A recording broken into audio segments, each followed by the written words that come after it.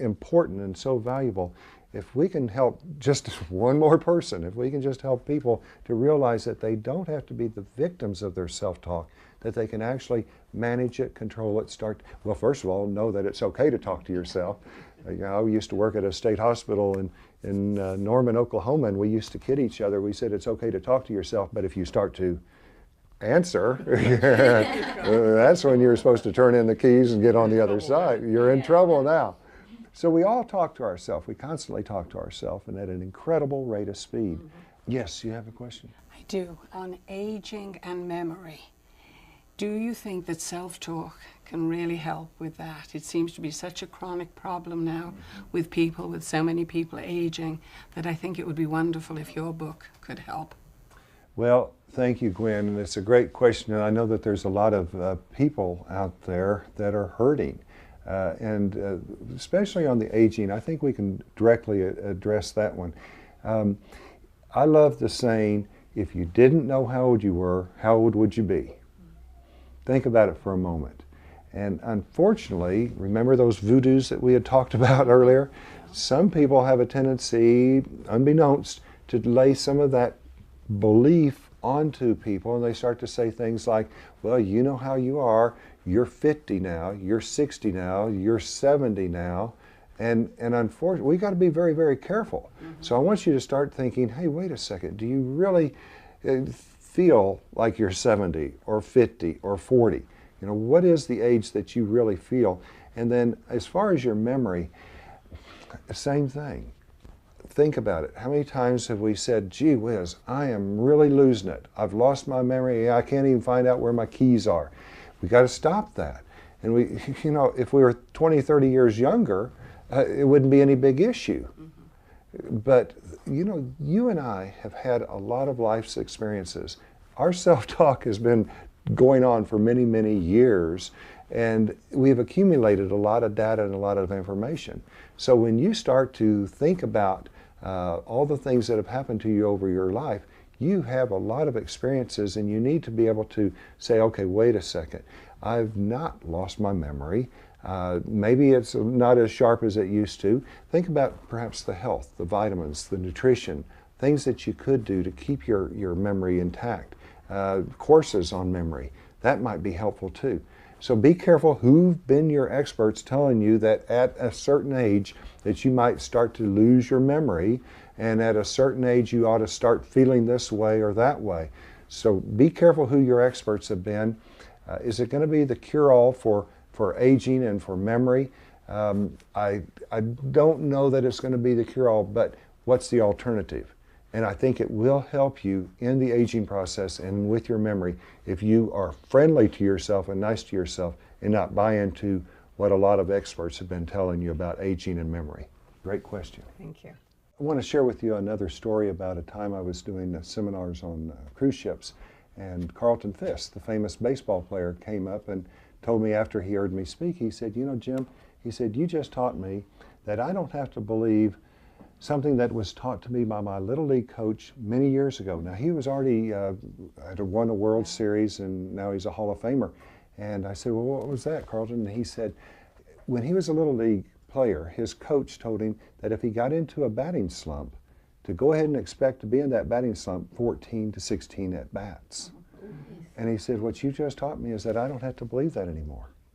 So, you know, here he is, a Hall of Famer and a fantastic athlete, did well in spite of that, and the Little League coach didn't mean any harm, but it was just a belief or an attitude that, yeah, that he was trying to help him, trying to coach him, and trying to tell him, here's how the world's going to be, so get ready for it. So we've got to be very, very careful who we've allowed to tell us things, and then start to examine. I had a professor that said, use skeptical spectacles. Put those skeptical spectacles on there and start to really say, okay, my goodness, who's taught me about life, about how hard life should be if I'm going to start a new job or a new business, or how hard it is to find a new job, or how hard it is to change my temperament. Whatever it is that we're wanting to change, look and see what beliefs and attitudes that you and I have been reinforcing with our own self-talk for so long. Now on page 13, I'd like for you to to experience something here. It's a sentence that I put together several years ago. And if you'll flip over there, you'll see the section that says we all have scotomas. And I'm going to share with you what a scotoma is. But if you'll see the bold printed sentence in your book, if you'll read that, and it should say something to the effect of self-image psychology is the study of the many attitudes, beliefs, and opinions of which we are unfortunately unaware of, sometimes right. Now, I would like for each of you to go ahead and turn to that page and to read that sentence, and first of all, count how many times you see the letter A. Count how many times you see the letter A.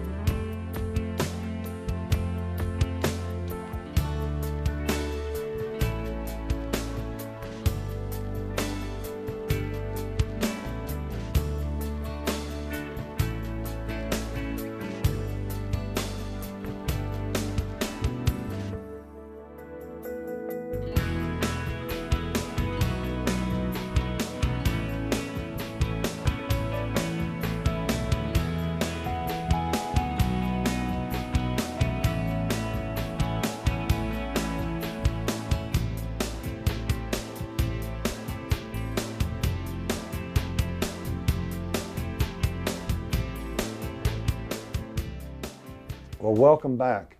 And if you were like our friends here in the living room, you probably found all kinds of A's and F's, anywhere from maybe 4, 5, 6, 7, 8 A's to 2, 3, 4, 5, 6 F's. And the correct answer is 8 A's and 6 F's. And you can go back in the back of the book at one of the appendixes and find out where all the A's and the F's are. It's called a scotoma, S-C-O-T-O-M-A. A scotoma is a blind spot. And it's so important for us to develop an awareness of our blind spots, of the beliefs and the attitudes and the opinions. And again, it's explained there in the next few pages why we have those blind spots. But if we miss something as simple as A's and F's when we're looking for them, the big question is, what else could I be missing in life? Just the fact that I was able to enhance my Sunday nights, what's that worth to me or to other people that might experience that? So there's all kinds of scotomas out there, all kinds of beliefs, all kinds of blind spots. And yes, the word scotoma is a real word. It comes from the Greek vocabulary. And if you go to your eye doctor, they will check for a scotoma, and they'll either use a pen or some item, and they'll say, can you see it here? Can you see it here? And they'll go all around trying to find if you have any blind spots. They now have it electronically or computerized. Little lights will flash on, and you're instructed to hit a little button every time you see it. Or if you don't see it, that's when they're concerned. So the scotomas, and you'll hear me refer to that throughout the day, is very important for us to discover those scotomas. If we're in business, most of the time our competition is not going to tell us about our scotomas. We're going to have to find those out ourselves. And I found out also that if you're not aware of your scotomas, if you're married or if you've got parents or grandparents, they usually are very willing to help you to discover where your scotomas are. I found that they're very happy to share that with you. All right, let's look back at our table of contents. And I'm very pleased with this book because it's chock full of stories that help to get the point across. And that's what we've tried to do, is to illustrate things so that you go, oh, okay, I get it. That makes sense to me. And that's what what we're really talking about. The human mind is so amazing, and it is a miracle. It's a marvel. And yet what we're trying to do is just to bring it to a simplicity that we can start to understand. And by the way, self-talk is more than just positive thinking or a positive mental attitude. It's much more than that, because I could say, well, Richard, Aaron, you guys just think positive and your world is going to change for the better. You go, yeah, sure, okay, fine. We've tried that, haven't we? Yeah, and it doesn't work, does it? And the best explanation, I was working with a hospital, and they asked me to speak to the doctors and nurses, and they had me there several times. And after the fourth or fifth time, I said, is it going to be doctors and nurses again? They said, no, no, this time we've got 35 schizophrenics that we want you to visit with. God bless these poor souls. And if we're going to label people, let's label them with a good label. And these poor souls labeled that. And I said, okay, fine, we'll go in there. And I visited with these beautiful people, and I told them about self-talk and how fast and unfortunately how negative it can be, and compared it to our verbalization. And finally a person raised their hand. They said, Doc, they said, are you talking about those little voices I've been hearing inside of my head? And I said, that's really what I'm talking about. That's really what we're talking about, is that all of us are talking to ourselves all the time. And I've been out sharing this information. I've challenged people. I say, you know, if you think you can really stop talking to yourself, if you really think that you can eliminate that conversation with yourself, let me know. Because I don't think that we can really stop talking to ourselves, but the good news is that we can start to be aware of it, we can start to manage it, we can start to control it, and we can start to change it. And by changing it, then all of a sudden our world starts to change. Mm-hmm. Exactly. Now, when we start to change, guess what happens?